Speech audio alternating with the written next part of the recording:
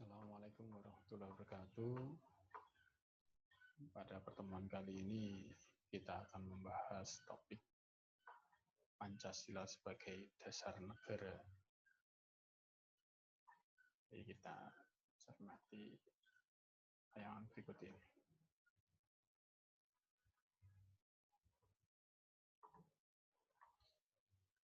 Oke, Pancasila sebagai dasar negara. Artinya Pancasila ini akan kita gunakan, kita ya semua yang ada di Indonesia ini sebagai pedoman dalam mengatur kehidupan kita. Ya. Inilah yang disebut sebagai Pancasila sebagai dasar negara. Ya. Karena Pancasila akan digunakan sebagai pedoman atau dasar dalam mengatur kehidupan yang ada di negara ini, ya, negara Indonesia.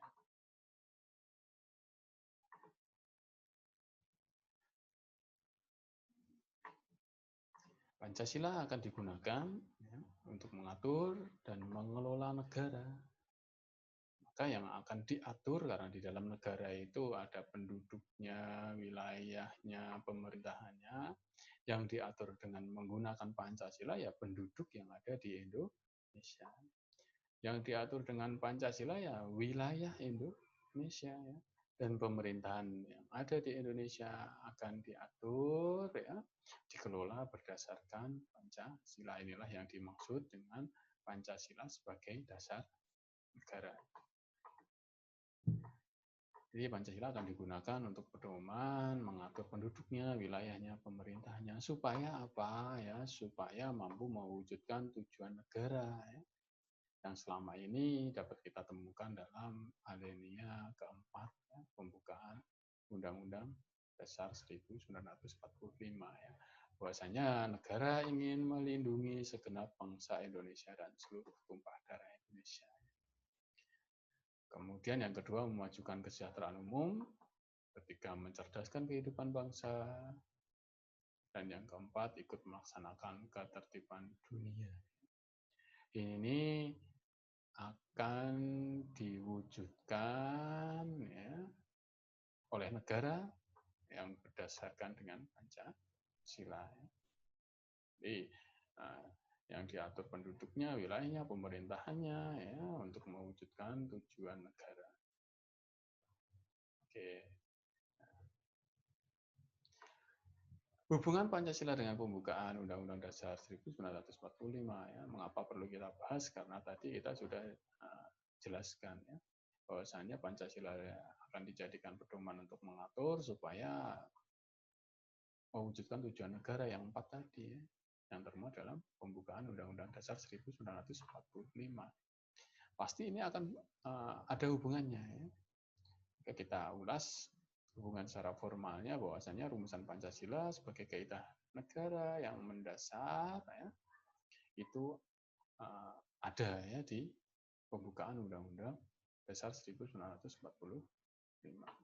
Dan di pembukaan Undang-Undang Dasar 1945 ya, merupakan kaidah pokok ya, dalam membentuk satu negara kesatuan Republik Indonesia ya. Negara Kesatuan Republik Indonesia berdasarkan Pancasila ya, dalam mengatur negaranya. Kemudian Pancasila sebagai inti dari pembukaan ya, karena dalam pembukaan sudah dijelaskan ada rumusan Pancasila seperti yang sudah dijelaskan pada poin pertama.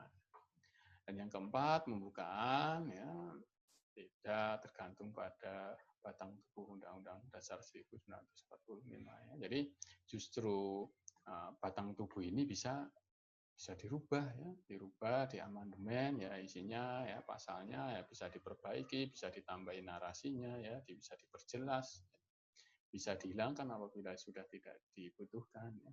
Tetapi pembukaan tidak bisa ya. Pembukaan tidak bisa dirubah atau diamandemen ya. Maka yang bergantung pada pembukaan justru batang tubuhnya, ya, isi dari undang-undang. Kalau pembukaannya tidak tergantung pada isinya. Ya. Seandainya isinya bisa dirubah, ya mau dirubah, diamandemen, ya pembukaan tidak mungkin bisa diamandemen. Kemudian hubungan secara material ya. Secara material bahwasanya Pancasila terdapat dalam Undang-Undang Dasar 1945, ada di dalamnya ya, Pancasila ada di dalamnya. Sebagai sumber tertib hukum ya, kemudian sebagai cita-cita ya, dan Pancasila ya, merupakan semangatnya ya, spiritnya ya, bahwa bangsa Indonesia punya jiwa ya, punya pandangan hidup dan punya tujuan itu berdasarkan aktualisasi dari nilai-nilai Pancasila. Ada beberapa penjelasan ya, hubungan pembukaan dengan isi batang tubuh ya. Kemudian ada juga ya, tentang teori ya, teori urutan peraturan. Nah, kita akan mengkaji ini ya, teori tata urutan perundangan yang ada di Indonesia. Mengapa Pancasila akan dijadikan dasar negara? Karena Pancasila akan menjadi ruhnya, ya. Menjadi ruhnya, ya. Menjadi cita-cita hukumnya, ya. Untuk mengatur penduduknya, wilayahnya, kemudian pemerintahannya, maka harus berdasarkan aturan atau peraturan perundang-undangan atau hukum. Maka kedudukan Pancasila menjadi cita-cita hukumnya, jadi ruhnya, ya. Ruhnya. Kemudian ya, barulah untuk kalau sudah punya ruhnya ya, muncul di pembukaan Undang-Undang Dasar 1945 ya. Ya harus tersurat ya, harus tertera ya, karena akan dijadikan aturan ya, aturan perundang-undangannya. Kemudian dalam batang tubuhnya di dalam pasal-pasal Undang-Undang Dasar 1945 harus menjabarkan ya, harus menjabarkan bagaimana pengamalan Pancasila ya. Kemudian ada pernyataan MPR, ada undang-undang ya, ada peraturan pelaksana dan peraturan otonomi di bawahnya ya. Jadi ada perda. Ini tata urutan. Jadi aturan yang di bawah tidak boleh bertentangan dengan aturan yang di atasnya. Aturan otonomi daerah bertentangan dengan undang-undang tidak bisa. Ya. Karena sudah runtut ya, kita sebut sebagai tata urutan peraturan perundang. Jadi Pancasila sebagai ruhnya, kemudian dijabarkan ke dalam aturan-aturan di bawahnya. Ya.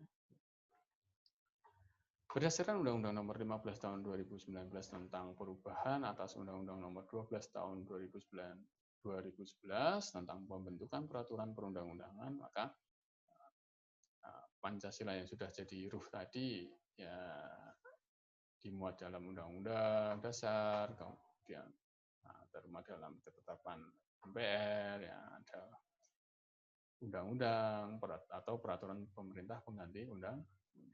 Ada peraturan pemerintah, di bawahnya ada peraturan presiden, peraturan daerah provinsi, ya, peraturan daerah kabupaten kota. Jadi berjenjang ya. Untuk mampu mengaktualisasikan Pancasila ke dalam peraturan perundang-undangan itu berjenjang ya. Dari yang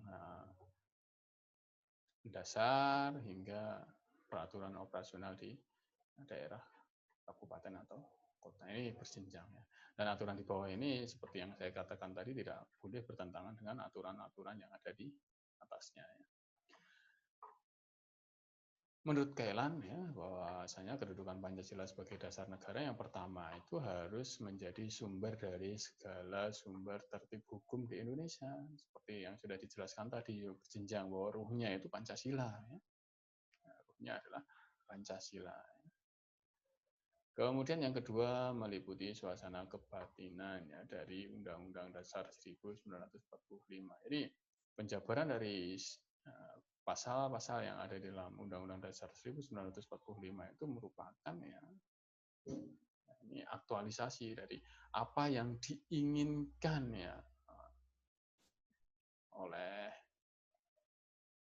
Pancasila ya, Pancasila.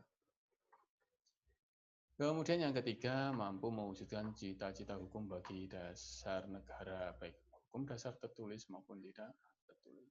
Apapun kebijakan atau aturan yang ada di Indonesia, ya, harus bercita-cita, ya, harus mewujudkan, ya, Pancasila. Ya.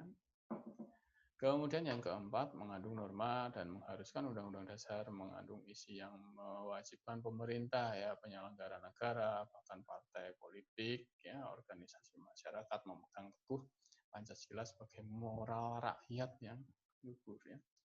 Jadi yang ada di Indonesia, penduduknya, baik itu pemerintah, yang diperintah, ya, baik itu berbentuk lembaga negara, ya, partai politik, bahkan ormas sekalipun harus mempunyai cita-cita moral, ya, cita-cita moral yang luhur, ya, ini Pancasila. Kemudian yang kelima, sumber dari semangat Undang-Undang Dasar 1945 bagi penyelenggara negara, para pelaksana pemerintah, karena masyarakat senantiasa tumbuh seiring perkembangan zaman dan dinamika sosial yang ada. Ya.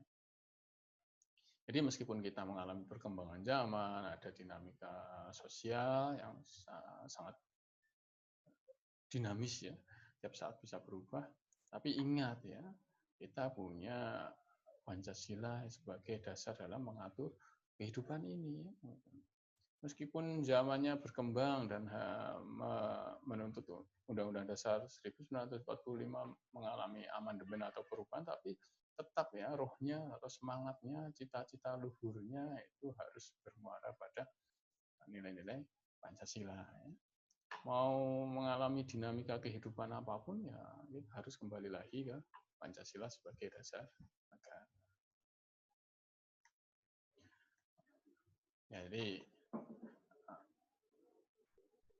itu paparan singkat, ya, Pancasila sebagai negara, yang pada intinya Pancasila akan dijadikan pedoman dalam mengatur, ya, penduduknya, wilayahnya, ya, pemerintahannya, ya, yang ada di dalam negara ini diatur berdasarkan nilai-nilai Pancasila. Ya. Oke, sampai sekian, ya, paparan Pancasila sebagai dasar negara. Sampai jumpa pada penjelasan berikutnya. Terima kasih. Ya. Assalamualaikum warahmatullahi wabarakatuh.